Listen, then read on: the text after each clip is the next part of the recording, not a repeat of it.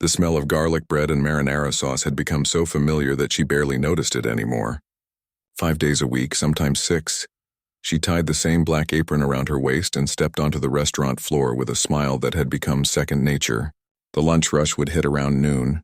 Then there'd be a brief calm before the dinner crowd arrived. This had been her life for the past 3 years. Romano's wasn't a fancy place. Red checkered tablecloths covered about 20 tables, and photographs of Italy lined the cream-colored walls. The owner kept the lights dim to create atmosphere, and soft Italian music played from speakers in the corners. Most of the regulars knew her by name now. There was old Mr. Peterson, who came in every Thursday for the lasagna, the young couple who celebrated their anniversary there each spring, and the business people who ordered quick lunches while scrolling through their phones. She was good at her job. Really good, actually. She could balance 3 plates on one arm, remember complicated orders without writing them down, and sense when a table needed attention versus when they wanted to be left alone. Her co-workers relied on her during the chaos of Saturday nights, and the kitchen staff never complained about her tickets. To everyone at Romano's, she was just exactly what she appeared to be, a dependable waitress who showed up on time and did her work with a pleasant attitude. But nobody there knew about the upright piano sitting in her small living room. Nobody knew that she'd once spent 6 hours a day at a keyboard, her fingers dancing through compositions that most people couldn't even read, let alone play. Nobody knew about the scholarship letter she still kept in a drawer, the one offering her a full ride to the conservatory, or about the acceptance call that had made her mother cry happy tears. That had been 4 years ago, in what felt like a completely different lifetime. Her younger sister had been 16 then, just starting to struggle with health issues that the doctors couldn't quite figure out. Test after test, specialist after specialist, and the medical bills had started piling up like snow in winter. Their mother worked 2 jobs, but it wasn't enough. Someone needed to help, and someone needed to be home with her sister during the appointments and the bad days. The decision hadn't really felt like a decision at all. It was just what needed to happen. She'd called the conservatory and explained that she couldn't accept the scholarship. The administrator had been sympathetic, saying she could defer for a year, maybe 2. But a year turned into 2, and 2 turned into 3. And somewhere along the way, the dream had started to feel more like a memory than a plan. Her sister was doing better now. The doctors had finally found the right treatment, and she'd even started college last fall. She was studying graphic design and had already landed a small freelance project. Their mother had been able to cut back to 1 job. Things were stable finally, but somehow she'd stayed at the restaurant. The routine was comfortable, the money was steady, and going back to music after so much time away felt terrifying. What if her fingers didn't remember? What if the gap in her training was too much to overcome? What if she'd waited too long and missed her chance forever? So the piano sat there in her apartment, silent most days. She'd run through a few scales sometimes when she couldn't sleep, letting her fingers remember the familiar patterns. But playing anything real, anything with emotion and complexity, felt like opening a door she'd firmly closed. It hurt too much to remember what she'd given up. Her co-workers sometimes asked about her hobbies, making small talk during the slow afternoon hours. She'd mention reading or hiking, keeping things vague. Once, during a staff dinner at the end of a busy season, someone had asked if anyone played an instrument. She'd had a glass of wine and let it slip that she used to play piano. A couple people had seemed interested, asking her to play something sometime, but the conversation had moved on and nobody remembered, except maybe Tony, the manager. He had a good memory for random details about his staff, but he'd never brought it up again. The restaurant was her world now. She knew which tables were in her section before looking at the seating chart. She knew that the couple at table 7 would need extra napkins because they always ordered the spaghetti, and that the man at the bar would want his martini dry with 3 olives. She could predict how much she'd make in tips based on how many people walked through the door in the first hour of her shift. It was fine. It was enough. She told herself this every day. Her apartment was a 15-minute bus ride from the restaurant. She shared it with her sister, though they didn't see each other as much as they'd like since their schedules rarely aligned. The piano took up probably too much space in their small living room, but neither of them had suggested getting rid of it. Her sister had asked her once gently why she didn't play anymore. She hadn't had a good answer. The truth was complicated. It wasn't just about time or money or responsibility. It was about the fact that she'd built a different life now, One where she was the reliable older sister, the steady worker, the person people could count on. Going back to music would mean admitting that she'd been living only half a life. It would mean confronting all the what-ifs and might-have-beens that she'd worked so hard to pack away. Some nights, lying in bed, she'd hear melodies in her head. Complex pieces she'd memorized years ago would play in her mind, her fingers twitching slightly as if they wanted to move across invisible keys. Those were the nights she'd get up and play those scales just to feel connected to something she used to be. Her mother worried about her, she knew. They'd have dinner together every couple of weeks, and her mother would ask carefully worded questions about her plans, her goals, her happiness. She'd smile and change the subject, talking about her sister's successes or some funny story from the restaurant. 3 years had passed this way. 3 years of consistent paychecks, regular schedules, and dreams deferred so long, they'd started to feel like they belonged to someone else entirely. 3 years of walking past that piano every single day and pretending it was just furniture. She'd gotten comfortable with settling. Comfortable with telling herself that some dreams are meant to be let go. Comfortable with being practical instead of passionate. But sometimes, in quiet moments between lunch and dinner service, when she was rolling silverware into napkins and the restaurant was empty except for the kitchen staff, she'd catch herself humming. Complex classical pieces would slip out without her even realizing it. And for just a moment, she'd remember what it felt like to be someone who created beauty instead of just serving it. She had no way of knowing that everything was about to change, that a random Tuesday evening and a last-minute emergency would crack open that carefully sealed door. That within a week, she'd remember what her hands were really meant to do. But that was still days away. For now, she was just a waitress at an Italian restaurant, moving through her shift with practiced ease, carrying other people's meals and dreaming of nothing in particular. Tuesday started like any other day. She arrived at Romano's at 3 p.m, tied her apron and checked which section she'd be covering for the evening shift. The restaurant looked different, though. There were white tablecloths instead of the usual red checkered ones, and someone had placed small flower arrangements on each table. Tony caught her looking around with a confused expression. "Didn't I tell you? We're hosting a fundraiser tonight for the local arts council. Small group, maybe 30 people. Should be pretty easy." She nodded and started her usual routine, filling salt shakers and making sure the silverware was properly rolled. The arts council. She tried not to think too hard about that. Arts meant music, and music meant all those feelings she'd been avoiding for 3 years. Around 4 o'clock, a truck pulled up outside. She watched through the window as 2 delivery men opened the back. They were wheeling something large and covered with blankets. It took her a moment to realize what it was. A piano. A real grand piano, not like the beaten-up upright in her apartment. Even covered up, she could tell it was beautiful. The delivery men struggled to get it through the door, and Tony directed them to set it up in the corner near the window. They removed the blankets carefully, revealing glossy black wood that reflected the restaurant's dim lights. It was stunning. The kind of instrument she'd only played a few times in her life, during recitals at the conservatory before everything changed. One of the council organizers, a woman in a navy blazer, was talking to Tony near the hostess stand. "The pianist should be here by 6. She's going to play during dinner. Nothing too loud. Just some background music to make the evening special." Her hands trembled slightly as she arranged wine glasses on a tray. She couldn't stop looking at that piano. It seemed to pull at something deep inside her chest like a magnet drawing metal. She forced herself to focus on work, greeting the early arrivals and taking drink orders. By 6:30, the fundraiser was in full swing. The Arts Council people were friendly, dressed nicely but not too formally, chatting about upcoming events and funding goals. She moved between tables with practiced efficiency, but part of her attention kept drifting to that corner where the piano sat silent. The woman in the navy blazer was checking her phone constantly, her expression growing more worried with each glance. She finally walked over to Tony, and even from across the room it was clear something was wrong. "She's not coming," the woman said, loud enough that several nearby tables could hear. "Her daughter's sick. She's at urgent care. I've called everyone I can think of, but it's too last minute. Nobody's available." Tony put his hand on the woman's shoulder, trying to calm her down. "It's okay. The evening doesn't need music. The food's great, everyone's having a good time." But the woman looked defeated. We specifically mentioned live piano music in all the promotional materials.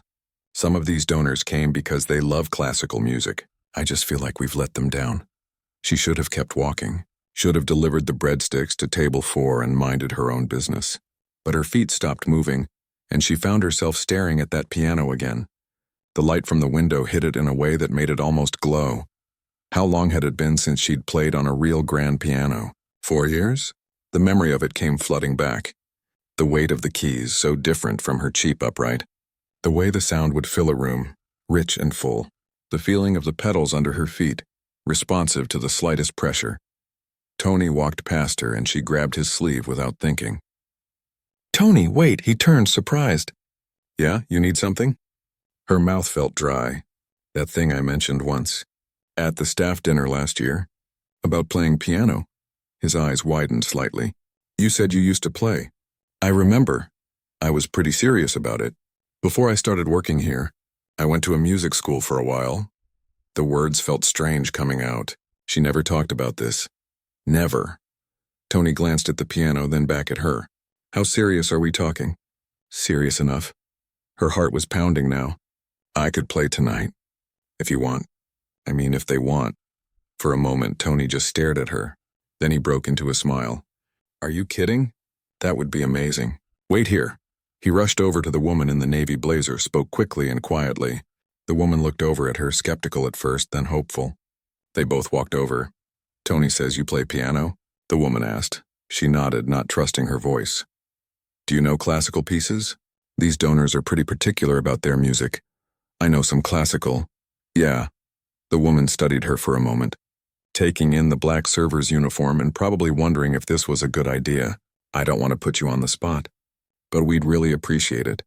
Just background music, nothing fancy. Maybe 30 minutes? 30 minutes.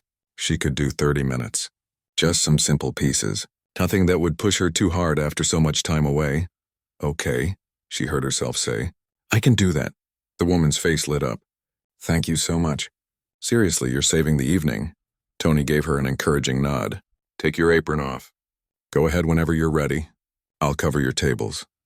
She untied her apron with shaking hands, folded it, and set it on the bar. Suddenly, she was aware of every person in the room. 30 faces, all strangers, all about to hear her play after years of silence. What had she been thinking? She couldn't do this. She should make an excuse, say she'd made a mistake. But her feet were already moving toward the piano. The walk across that restaurant floor felt like a mile. She was conscious of her ugly non-slip work shoes, her plain black pants and white button-up shirt that smelled like the kitchen. She didn't look like a pianist. She looked like exactly what she was, a waitress pretending to be something she used to be. She reached the piano bench and sat down slowly. The bench was nicer than anything she'd ever sat on, padded and perfectly balanced. She adjusted it slightly, her hands hovering over the keys without touching them. The conversations around her had quieted a bit. People were noticing, watching with polite interest. The woman in the navy blazer gave her an encouraging smile from across the room. She took a breath and let her fingers rest on the keys. They were cool and smooth, perfectly maintained. Real ivory or good synthetic that felt like it. The kind of keys that responded to the smallest touch. Her mind went blank for a terrifying second. What should she play? Something simple. Something safe. She thought of the pieces she used to play for background music at student events. Easy, pretty melodies that didn't require too much concentration. She started with something gentle, a piece she'd learned when she was 16. Her fingers remembered the opening bars, moving across the keys with muscle memory that hadn't completely faded. The sound that came out was beautiful, so much richer than her upright at home. Even playing quietly, the notes filled the space with warmth. Some of the tension left her shoulders. This was okay. She could do this. The conversations in the restaurant resumed, but softer now, with people talking quietly over the music. That was good. That was what background music was supposed to be. Present but not demanding attention.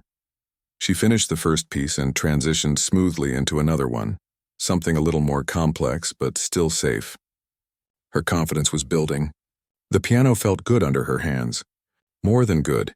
It felt right in a way nothing had felt right in years. But as the second piece came to its natural ending, something strange happened. She didn't want to stop. Her hands were already moving to another piece before her brain caught up with the decision. Not background music this time. Something bigger. Something she'd learned for her final recital at the conservatory. The one she'd never gotten to perform. This was a mistake, part of her mind whispered. Stick to the simple stuff. But her fingers were already playing the opening notes, and suddenly she couldn't have stopped if she'd wanted to. The opening notes came out softer than she intended. Her fingers felt clumsy for a moment, uncertain, like they were asking permission to do what they'd been trained for years to do. She almost stopped, almost pulled back to something safer. But then the second phrase came and her muscle memory kicked in fully. Her hands knew this piece. They'd practiced it hundreds of times, working through every difficult passage until it became effortless.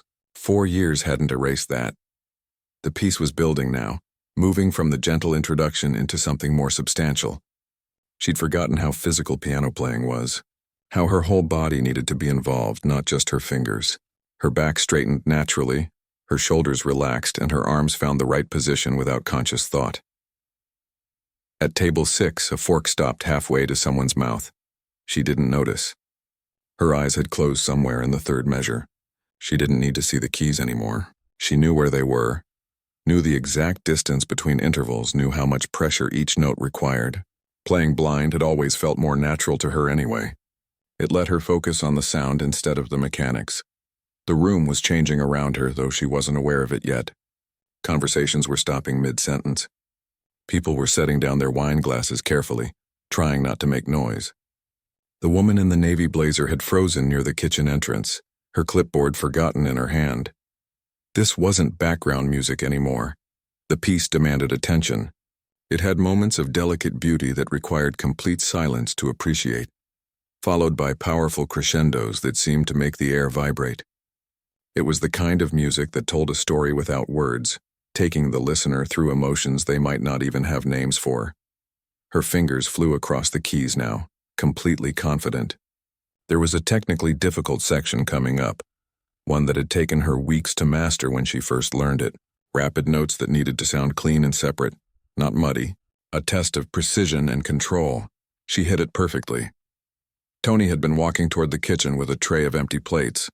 He stopped so abruptly that the plates rattled. He'd known she played piano, but this was something else entirely.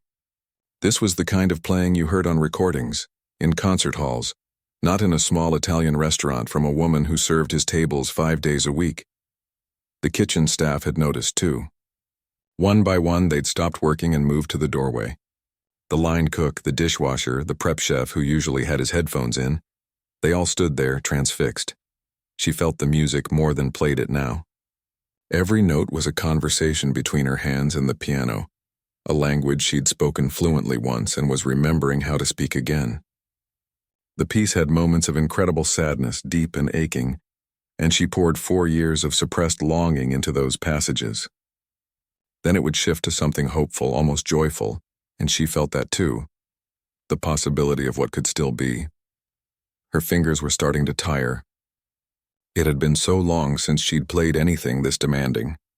There was a slight ache building in her forearms, a burn in her shoulders. But she pushed through it. The piece was approaching its climax, the moment where everything came together in a cascade of sound that required every bit of skill she had. At table 12, someone's eyes were watering. She built the tension carefully, each phrase leading inevitably to the next, the volume growing, the complexity increasing. This was the part where a pianist could either soar or crash. There was no middle ground. Every note had to be exact, every dynamic perfect, every pedal change precisely timed. The climax hit like a wave breaking. Her hands covered the entire range of the keyboard, leaping from bass to treble and back again, creating layers of sound that seemed impossible from one person. The piano responded beautifully, its tone rich and powerful, filling every corner of the restaurant. Someone in the kitchen dropped a pan. Nobody moved to pick it up. Then just as suddenly as it had built, the piece began to quiet. The storm passed and left behind something gentle and reflective. Her hands slowed, the notes becoming sparse and thoughtful. This was the resolution, the peace after chaos. She played it with tenderness, each note given space to breathe and fade. The final phrase was almost heartbreaking in its simplicity. Just a few quiet notes spread out like drops of water, each one perfect and clear. She held the last note, letting it ring out until it faded naturally to silence, her foot steady on the sustain pedal. Her hands remained on the keys for a moment. She was afraid to open her eyes, afraid to face what she'd just done. This hadn't been background music. This hadn't been safe or simple. This had been everything she'd kept locked away for 4 years, spilling out in front of strangers. The silence stretched out. 1 second, 2 seconds, 3. Then the restaurant erupted. The applause was deafening in the small space. Everyone was standing, chairs scraping against the floor as people rose to their feet. It wasn't polite appreciation. It was genuine, overwhelming enthusiasm. People were clapping so hard their hands had to hurt. She finally opened her eyes and turned on the bench, completely shocked. The woman in the navy blazer had tears running down her face. Tony was clapping with his hands over his head, a huge grin on his face. Even the kitchen staff had come out fully, all of them applauding. Her face flushed hot. She didn't know what to do. Should she stand? Should she bow? She wasn't a performer anymore. She was a waitress who'd just somehow played like her life depended on it. She stood awkwardly, gave a small nod that was almost a bow, and the applause got even louder somehow. Several people were shouting, "Bravo!" Someone whistled. At table 8, a man was frantically trying to find his phone, clearly upset he hadn't recorded it. That was incredible. Someone shouted from across the room. The woman in the navy blazer rushed over, nearly tripping in her heels. "Where did you learn to play like that?" That was, I don't even have words. That was concert level. She shook her head, overwhelmed. I used to study music before." "Before what?" "Before you became famous. Are you a professional pianist?" The woman was looking at her like she'd discovered buried treasure. "No, I'm just a waitress." "I work here." Tony appeared at her elbow, still beaming. "She's being modest. She's apparently some kind of musical genius who's been hiding in my restaurant for 3 years. More people were gathering around now, everyone wanting to talk to her. An older man with silver hair pushed through gently. "Excuse me. I don't mean to intrude, but I have to ask, what conservatory did you attend?" She told him, her voice barely audible over the continued conversations around her. His eyes widened. "That's one of the best programs in the state. Why aren't you performing professionally?" It was a fair question, one she didn't have a simple answer to. Life happened. Family stuff. I had to take a break, and then the break just kind of became permanent. The older man pulled a business card from his wallet. "I'm the director of the City Symphony. We're always looking for talented musicians. If you're interested in auditioning, please call me. Seriously. What I just heard, that's not something you find every day." She took the card with shaking hands, staring at it like it might disappear. The City Symphony. That was a real orchestra. The kind that performed in actual concert halls with hundreds of seats. People were still gathered around, still asking questions, still praising her playing. She felt dizzy with it all. 20 minutes ago, she'd been carrying plates of pasta. Now a symphony director was giving her his card. The woman in the navy blazer touched her arm gently. "Would you consider playing one more piece? I know we only asked for 30 minutes, but I think everyone here would love to hear more." She looked back at the piano. Her hands were still trembling slightly, both from the exertion and the adrenaline. Her arms ached. But there was something else too, a feeling she hadn't experienced in years, a sense of rightness, of doing exactly what she was meant to be doing. "Okay," she said quietly. "One more." The crowd dispersed quickly, people returning to their tables with excited chatter. She sat back down at the piano bench, the business card still clutched in her left hand. She set it carefully on the piano's music stand and looked at it for a moment. Then she placed her hands back on the keys and began to play again. The second piece flowed out of her like water. She chose something different this time, something that felt lighter but no less complex. Where the first piece had been about struggle and triumph, this one was pure joy. Dancing notes that climbed and fell, playful rhythms that made you want to move along with them. She could feel herself smiling as she played.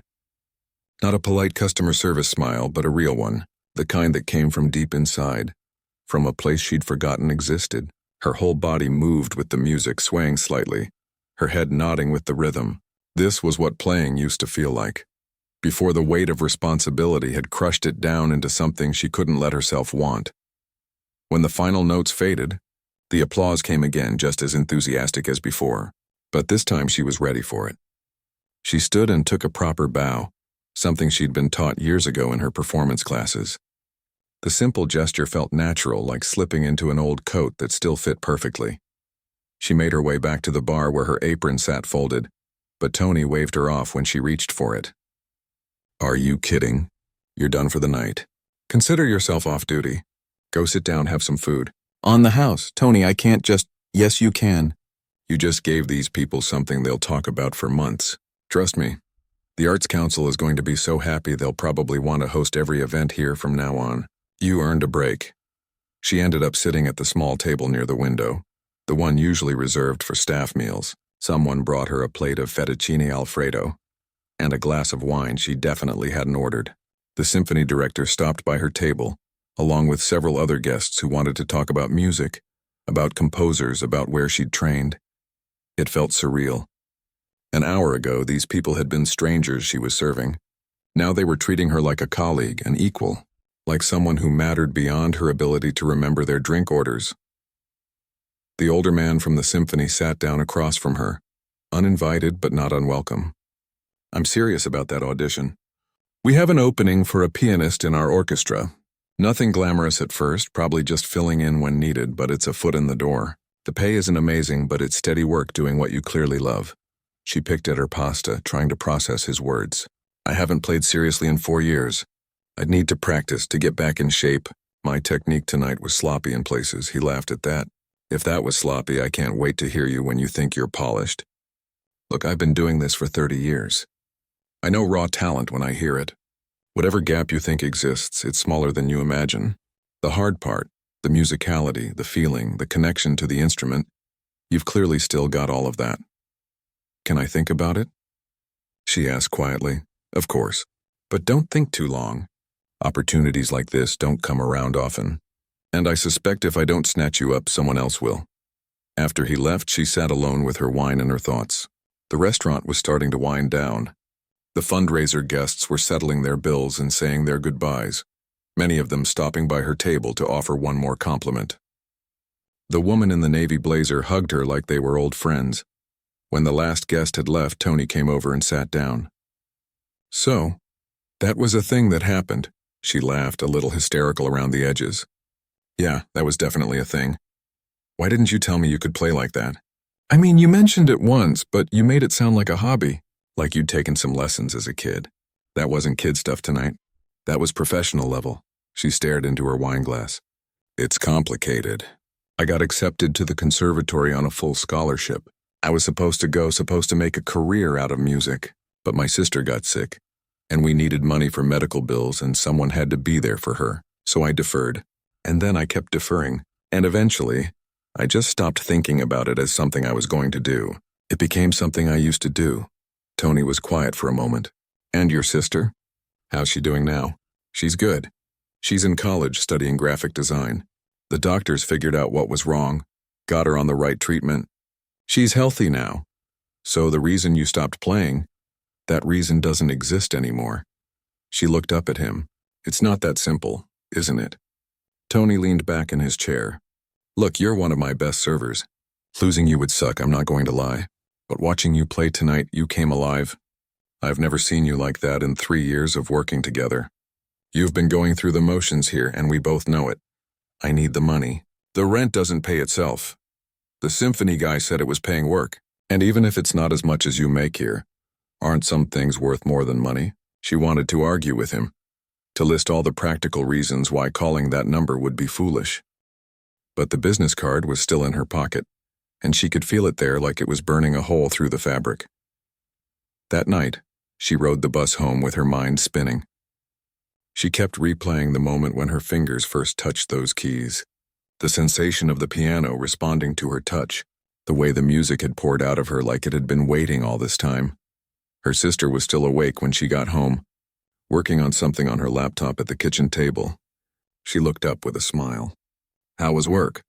"Weird, really weird."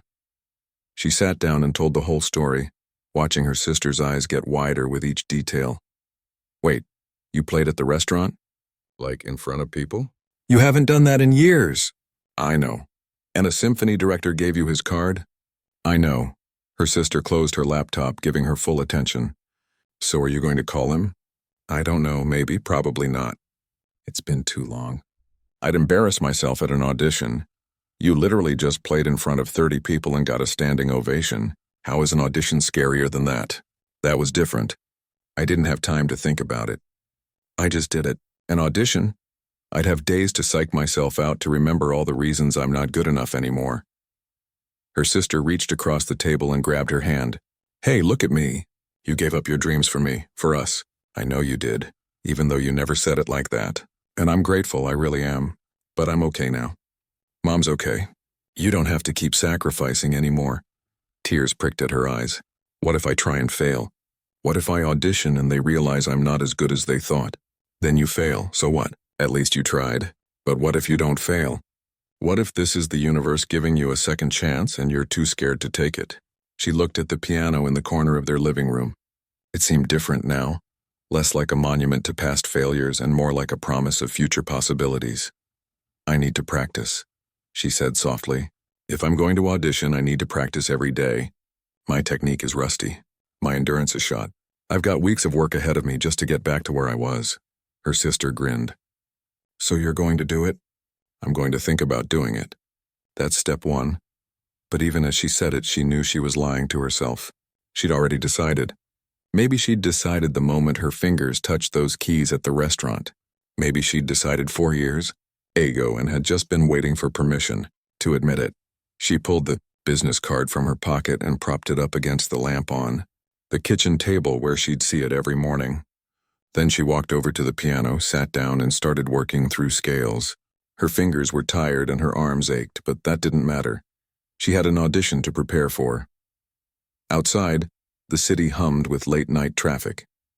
Inside, the apartment filled with the sound of scales and arpeggios, rusty at first but growing smoother with each repetition.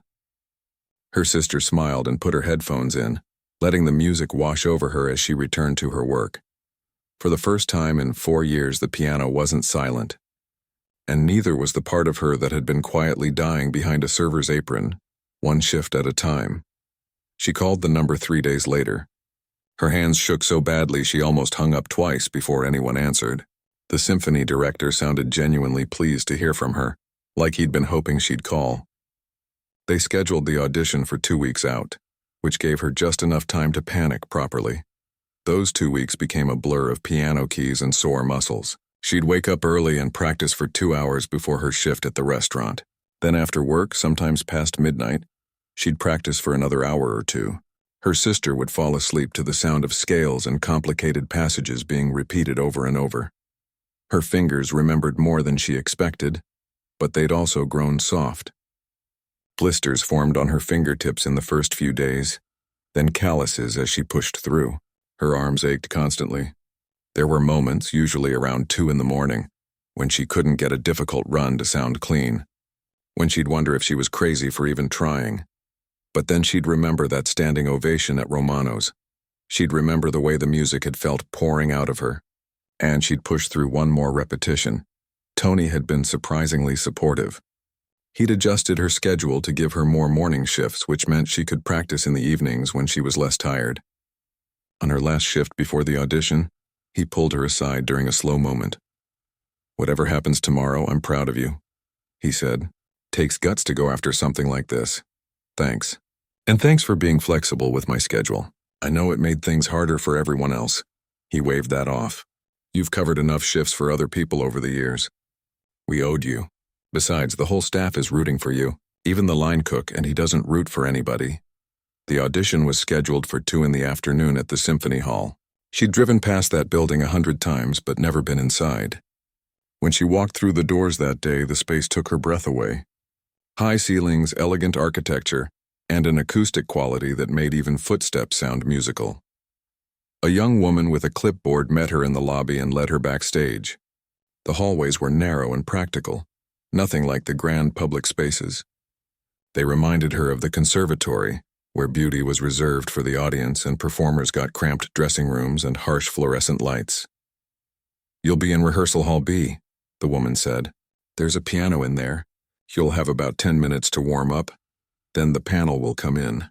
They'll probably ask you to play 2 pieces. One of your choice and one they'll choose from a list. Standard audition format. She nodded, her mouth too dry to speak.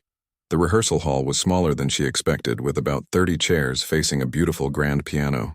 The piano was even nicer than the one at Romano's. She sat down and ran through some warm-up exercises, trying to calm her racing heart. This was different from playing at the restaurant. That night, she hadn't had time to be nervous. She'd just played. But now, with 10 minutes to sit and think about everything that could go wrong, the anxiety was crushing. What if her hands froze? What if she forgot the pieces she'd practiced so obsessively? What if they realized she'd been out of the game too long and was wasting their time? The door opened and 4 people filed in. The symphony director she'd met at the restaurant, plus 3 others she didn't recognize. They all carried notebooks and wore the kind of casual professional clothes that arts people seem to favor. "Good to see you again," the director said warmly. "These are some of my colleagues. They'll be listening and giving feedback. No need to be nervous. Just play like you did at Romano's." "Right, no need to be nervous." She almost laughed. "We'd like to start with a piece of your choosing," he continued. "Something that shows your technical ability and musicality. Whenever you're ready." She'd chosen one of the pieces she'd practiced most over the past 2 weeks. Something complex enough to demonstrate skill, but not so difficult that she'd risk mistakes. She placed her hands on the keys and took a breath. The first few measures came out stiff. She could hear it, and she knew they could hear it too. She was playing all the right notes, but without the feeling. The life that made music more than just organized sound. Panic started to creep in. This was exactly what she'd been afraid of. Then she closed her eyes and forced herself to remember that Tuesday night. The feeling of not caring what anyone thought, of just letting the music be what it wanted to be. She imagined she was back in the restaurant, playing for people who'd already seen her as a waitress and couldn't judge her any more harshly. Something shifted. Her shoulders relaxed. The music started to breathe. By the middle of the piece, she'd found her groove. The notes flowed naturally, her hands moving with confidence across the keys. She took risks with the dynamics, playing some passages softer than she'd practiced them, others with more power. She let herself feel the music instead of just executing it. When she finished, there was a moment of silence. Then the director smiled. "That was lovely. Really beautiful work. For the second piece, we'd like to hear something more contemporary. Do you know any Gershwin?" She did. She'd played Gershwin years ago and had brushed up on one piece during her practice sessions just in case. "I can play Rhapsody in Blue, or at least portions of it." "Perfect. The opening section would be great." Rhapsody in Blue was a different beast entirely. It required a different kind of energy, jazzy and bold where classical pieces were often refined and controlled. She attacked the keys with confidence, letting the famous opening glissando soar. This piece was fun, and she let that fun come through in her playing. She could see one of the panel members nodding along with the rhythm. That was a good sign, right? When she finished, the panel huddled together for a moment, speaking in low voices. Her heart pounded in the silence. This was it. They'd either tell her she wasn't ready or they'd give her a chance. There was no middle ground. The director looked up. "That was excellent. Both pieces showed exactly what we were hoping to hear. Your technique is solid, and more importantly, you play with real emotion. That's something we can't teach." She waited for the but. There was always a but. "We'd like to offer you a position with the symphony. Part-time to start, filling in when our regular pianists are unavailable and playing in the chamber music series. The pay is modest, but it comes with performance opportunities and the chance to work with some incredible musicians. If things go well, we can talk about expanding your role." She stared at him, not quite believing what she'd heard. "You're offering me a job? Right now?" "Right now. Unless you need time to think about it?" No, I don't need time. Yes, absolutely yes." The panel members smiled. One of them, an older woman, spoke up for the first time. "Welcome to the symphony. We're excited to have you." They spent the next 20 minutes discussing logistics, rehearsal schedules, performance dates, paperwork she'd need to fill out. She nodded along, trying to absorb everything while her brain was still stuck on the fact that this was actually happening. When she finally left the symphony hall, she stood outside for a moment, just breathing. The afternoon sun felt warm on her face. People walked past on the sidewalk, going about their normal lives, having no idea that hers had just completely changed. She called her sister first. "I got it. They offered me the position and I took it." Her sister screamed so loud she had to hold the phone away from her ear. "I knew it. I knew you would. Oh my God, I'm so proud of you. Next, she called Tony. I'm going to need to cut back my hours at the restaurant. The symphony wants me part-time, which means I can still work some shifts, but not as many. Hey, that's great news. We'll figure out the schedule. Maybe you can do a couple of shifts a week, keep some steady income while you build up the symphony work? That would be perfect. Tony, thank you. For everything. For believing in me that night. You did the hard part. I just gave you the opportunity. That evening, she sat at her piano with her sister beside her on the bench. Play something, her sister said. Play something that shows how you're feeling right now. She thought for a moment, then began playing. Not a famous piece, but something she was making up as she went. Improvisation had never been her strong suit, but tonight the notes came easily. The music was joyful and bright, with unexpected turns that surprised even her. Her sister leaned against her shoulder, smiling. That's beautiful. It's new. I just made it up, even better. When she finished, they sat in comfortable silence. The piano that had been silent for so long was singing again, and so was she. 2 weeks later, she performed her first concert with the symphony. She wore a black dress instead of a server's uniform, and she walked onto that stage with her head held high. The audience was much larger than the one at Romano's. Hundreds of people filling the symphony hall. But when she sat at the piano and placed her hands on the keys, she felt the same thing she'd felt that Tuesday evening. The same rightness, the same sense of being exactly where she was supposed to be. Tony was in the audience, along with several co-workers from the restaurant. Her sister sat in the front row with their mother, both of them beaming. As the conductor raised his baton, she took a breath and prepared to play. This was just the beginning. There would be more performances, more challenges, more moments of doubt. But she was ready for all of it, because she'd learned something important that night at Romano's. Dreams don't have expiration dates. Sometimes they just wait patiently for you to be brave enough to reach for them again. The music began and she played.